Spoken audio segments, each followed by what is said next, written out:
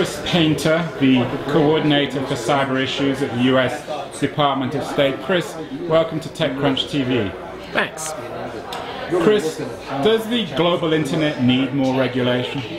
Well, I think we're at an inflection point in the development of the internet where virtually every international multilateral body, a lot of our bilateral relationships are revolving around one of the many issues that surround the internet. So I think what really is needed now is for a discussion about how this technology will continue to develop, to make sure it develops the way it has over the last 20 years. And we have, as the President said in his international strategy, an open, interoperable, secure, and reliable information and communications infrastructure that will support the economy, support free expression, and really support all of us into the future. You work very closely with the U.S. Secretary of State, Hillary Clinton. I think you report directly to her. How has the Arab Spring and the Arab Summer changed U.S.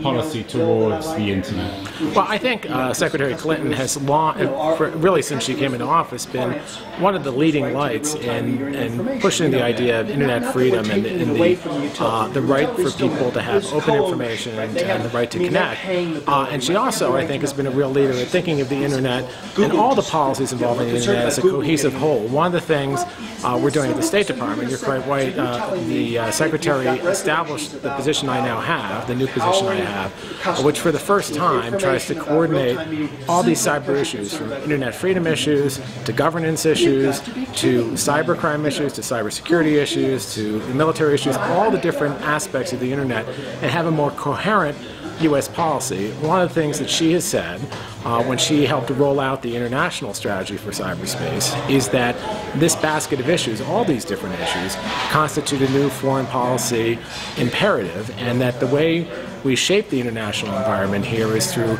persistent, patient, and creative diplomacy. How important then is the internet, cyber issues, in overall American foreign policy? I think it's really very large. I think, I've been doing various aspects of internet policy now for over 20 years, and it's become obviously of increasing importance as our society and societies around the world have become much more dependent on networks, on the internet, both to communicate and also to do business. And what that means is it's moved from what I think used to be kind of a niche and technical issue, which people discussed, to really a foreign policy issue that needs to be weaved throughout our foreign policy. And I think that's happening. I think her statement about this being a foreign policy imperative has done this, and I think many groups now are discussing it both in the U.S. and internationally, and that's a good thing. How has the London riots changed your opinion of internet freedoms? Do you think they have brought the idea of there being more need for restrictions to the fore? Now, look, I think that these are obviously complex issues, but we have to make sure we preserve internet freedom. That's a really important thing that we're doing in our policy across the board.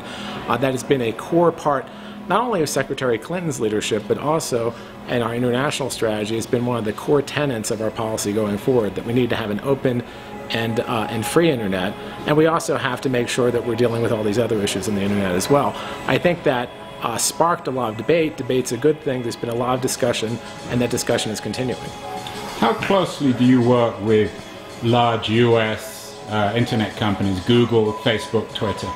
So we work really across the board with a lot of different stakeholders, and one of the core tenets, and this is something that was carried forward and something that just recently came out of the Organization for Economic Cooperation and Development, the OECD, which issued a set of internet policy-making principles that emphasize transparency and, first and foremost, multi-stakeholder governance, having not just government making the decisions, but industry and the NGO community involved in deciding how the internet goes forward. And that's been something that's been central to U.S. policy for some time.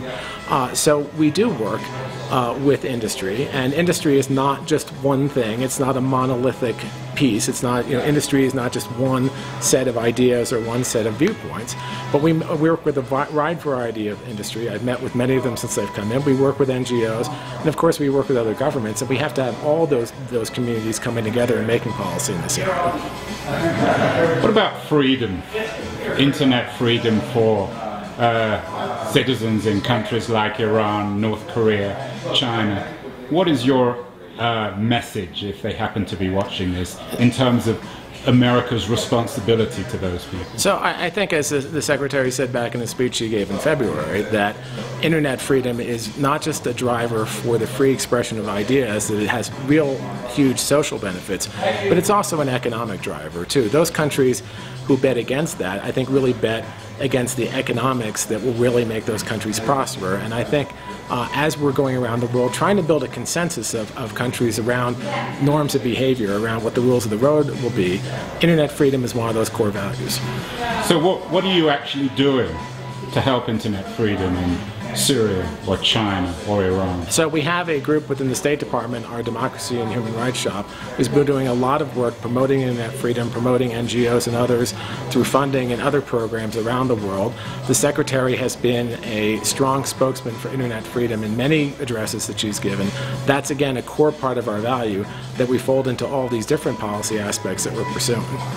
Are you concerned with the increasing seeming lack of symmetry between European policymakers and American policymakers when it comes to the internet?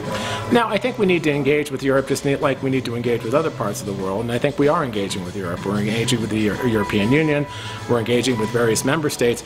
I think one thing that's very important that's coming up is Foreign Minister Haig from the UK is holding a conference in London, which he announced many months ago, on norms of behavior, what is the future of the internet, bringing together not just governments, but NGOs and companies to talk about these issues. That kind of dialogue is critically important, not just in the US, but in Europe and around the world. We're about 14 or 15 months away from next year's election. What would you like to accomplish before then?